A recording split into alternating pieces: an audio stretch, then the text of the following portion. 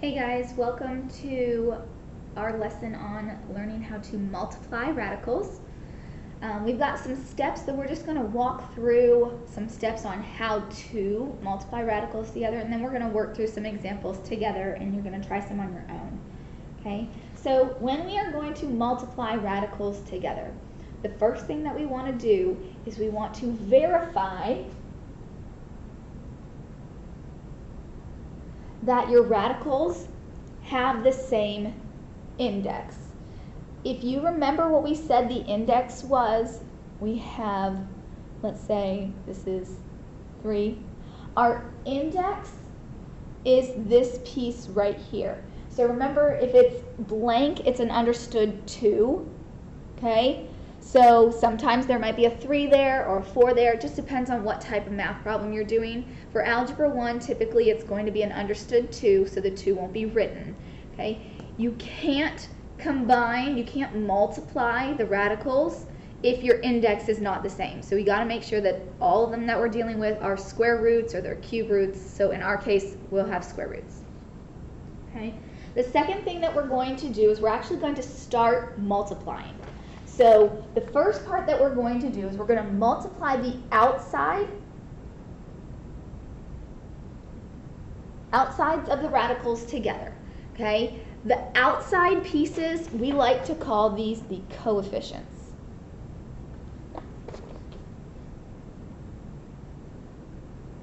Coefficients. It's the numbers out in front. So the numbers on the outside, in front of the index, in front of the radical symbol. Okay?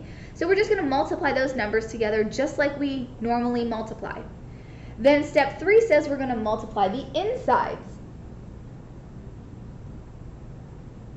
of the radicals together. Remember what we called the insides?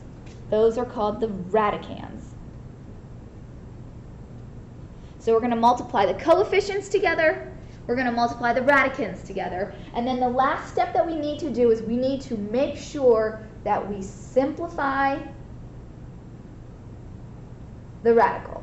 Simplify it completely, all the way down until it's in its simplest form. All right, so let's look at some examples together. So number 1, we are told to multiply the radicals below. So number 1 says 5 square root 2 and the square root of 10. Or sorry, not the square root of 10, just 10. So we could, as an understood, okay, this is the same as having like a square root of 1 next to it, because the square root of 1 is just 1. So it's kind of not needed. So therefore, there's nothing really on the inside of the radical except for a 1. So in this case, the only pieces that we're going to do is multiply the 2 outside pieces together. So we're going to multiply the 5 and the 10 together to get a 50. And then our square root of 2 doesn't get multiplied with anything else, so it's still a square root of 2. Then we always want to ask ourselves, can I simplify my radical? So this square root of 2 piece, can we break it down? No. Square root of 2, 2 is a prime number, so that means it's in its simplest term. Okay? Now, number 2, we're going to multiply the outsides, the coefficients. So we're going to multiply the coefficients together, and then we're going to multiply the radicands together. Okay? So when we multiply our coefficients, 3 times 2 is 6. And for this part, I'm going to just write 15 times 10.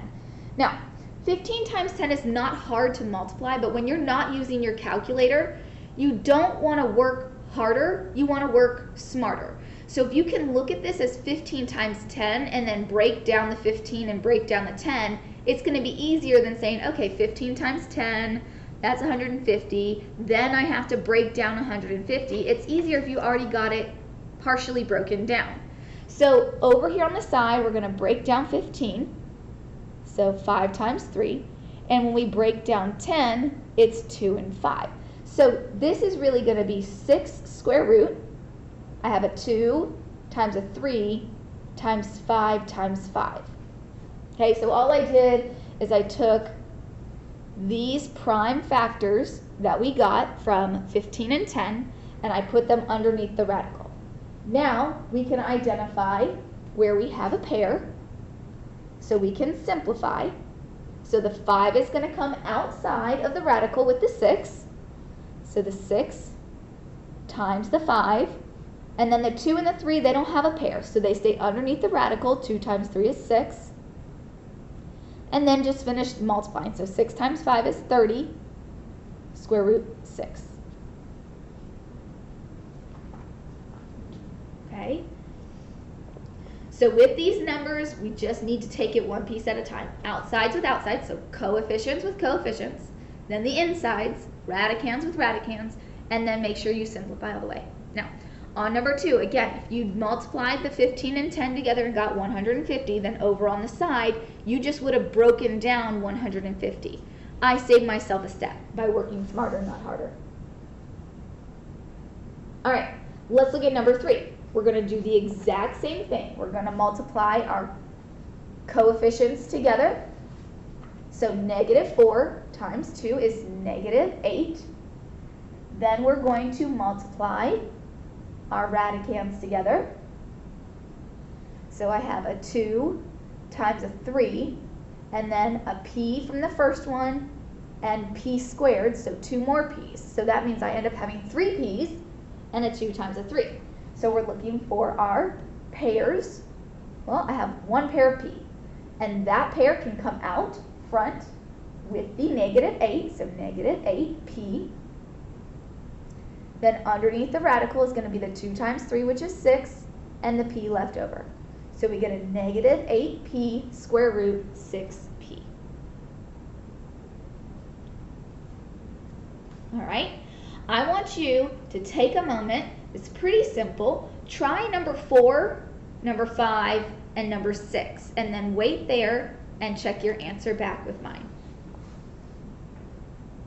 All right, so on number 4, you should multiply the 1 times the 2 and get a 2 on the outside, and then all the inside pieces, the radicands, when you break them down, you get a pair of 5s and 2 pairs of 2s, or sorry, 2 pairs of A's, sorry, and then you have a 3 and an A left over. So your 5 and your 2 A's come out, so 2 times the 5, so remember that 2 came from the beginning, that gives you your 10, and then A times A is A squared, and under the radical you have a 3A. So 10A squared square root of 3A. Number 5, your outside pieces, your coefficients give you a 6. Underneath, your radicands are going to give you 2 times 2 times 3 times 3 times 2 times p. So you'll see in the gray I broke 12 and 6 down on the left-hand side.